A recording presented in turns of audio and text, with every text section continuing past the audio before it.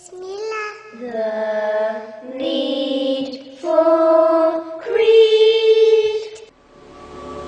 The story of Jesus, the son of Mary, or Eesa ibn Maryam, peace be upon him.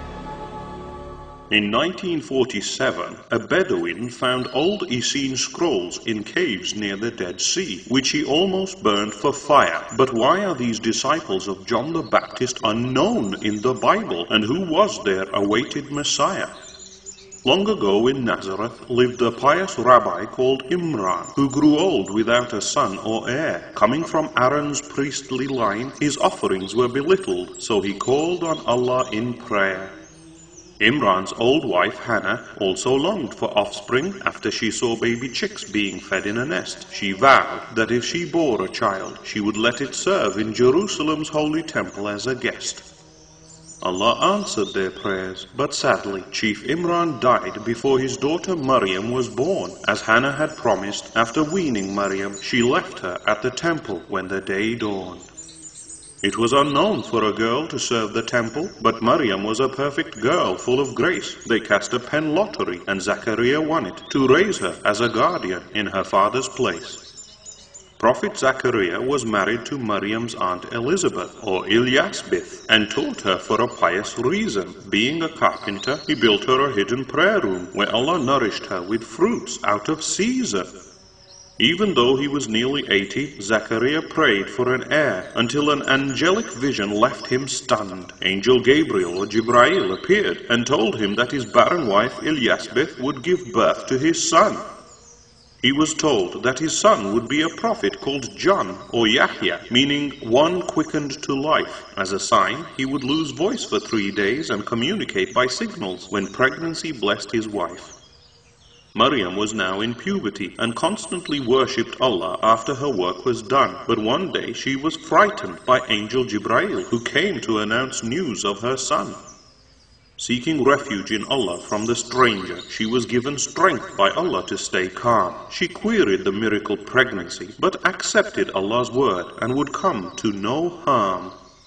Worriedly, she went to visit her aunt Elisabeth, whose baby bowed towards Maryam's womb. Being his cousin, Yahya would herald Eesa as Israel's chosen Messiah and make room.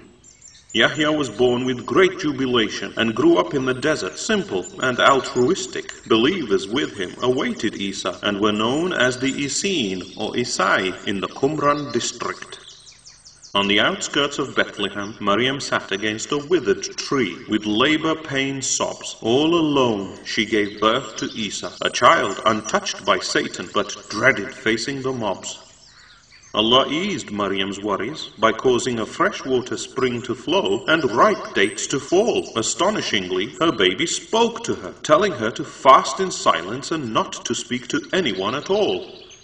When the townsfolk saw her, they cried, "O sister of Aaron, how could you do such a sin?" But Maryam silently pointed to her baby, and he defended her as a truly astounding thing. Baby Eesa said he was Allah's worshipper slave, a prophet sent with a book, all blessed. He would pray, give charity, and be kind to his pious mother, so to follow him was best. An angry mob accosted Zachariah at the temple and accused him of siring Eesa and being unclean. They martyred him by sawing him in a tree by the altar, but Yahya was safe with the Essene. Maryam had to escape to Egypt and fled with guardians from the family of Zachariah. Eesa would grow up there in safety up until travel back to Palestine became freer.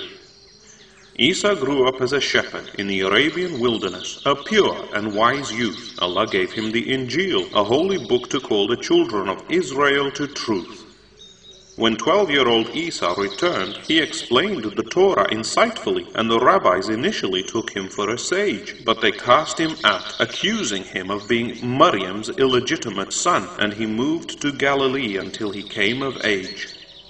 At 30, Eesa performed miracles by Allah's permission, like loaves and fish to thousands he fed. He cured the blind, lepers, and the possessed, and gave life to clay birds and raised the dead.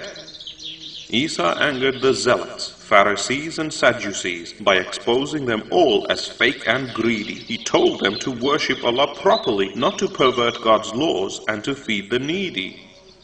For feeding the poor and curing the sick on the Sabbath, Eesa was accused of breaking Mosaic law. The rabbis said he used magic, and for power plotted to kill him, making the Romans angry with uproar. Prophet Yahya was beheaded for speaking the truth in front of the incestuous Herod Antipas. Yahya's disciples, or Hawariyun, would now serve a new teacher of righteousness, and aided Esa's task. The helpers asked for a miracle, and a Ma'idah table descended with food from the sky. They ate from it, but Allah said an unheard of punishment would befall those who would deny. Eesa taught his disciples the Injil in Aramaic, and they witnessed real miracles and not illusions. But when he revealed his ascension and a prophet to come after him, Judas became disillusioned. When Eesa told them he was sent to confirm the Torah and guide the Jews, not destroy Rome by coups, and that an Arab prophet called Ahmed would reveal God's final message, impatient Jews blew a fuse. The priests denied Eesa as a fake Messiah and vied for his blood, but couldn't identify him from the poor. So for 30 pieces of silver, Judas Iscariot said he'd betray him and switched sides to aid the zealot war. Eesa was made aware of their plot by Allah and prayed to him to remove this calamity. Allah comforted Eesa and told him of his plan, that a disciple would take on his identity. At the Last Supper, Eesa asked his disciples to volunteer to be crucified with Esa's transformed face. For the honor of joining Eesa in heaven, the youngest one willingly agreed to take Esa's place. Judas brought the Romans to the Garden of Gethsemane, where Eesa used to pray. Eesa hugged his tearful mother and left her in the care of Isai helpers that day.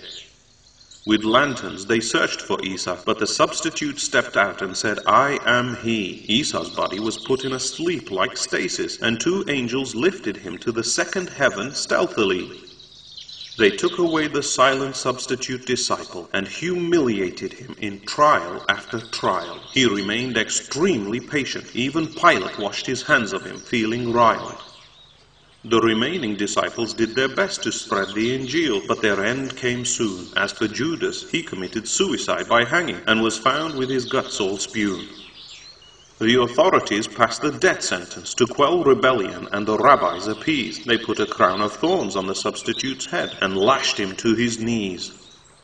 Nailed to a cross, the dignified substitute breathed his last, and even Maryam cried. The chiefs boasted that they had crucified Eesa, but instead the brave look-alike died.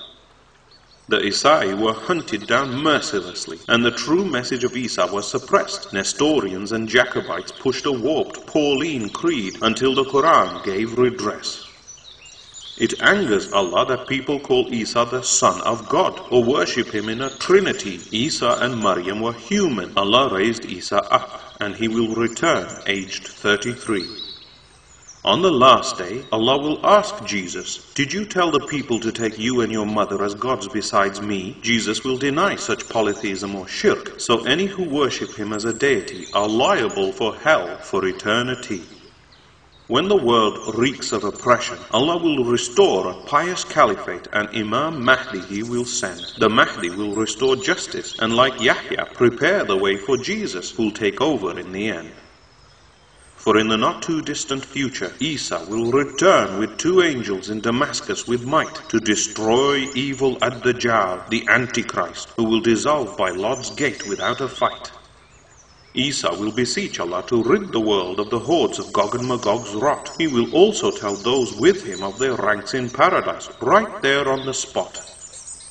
The whole world will accept Eesa as a Messiah and just leader, and do exactly as he says. Life will be blessed under him, and livestock yields and fruits will be huge in those days.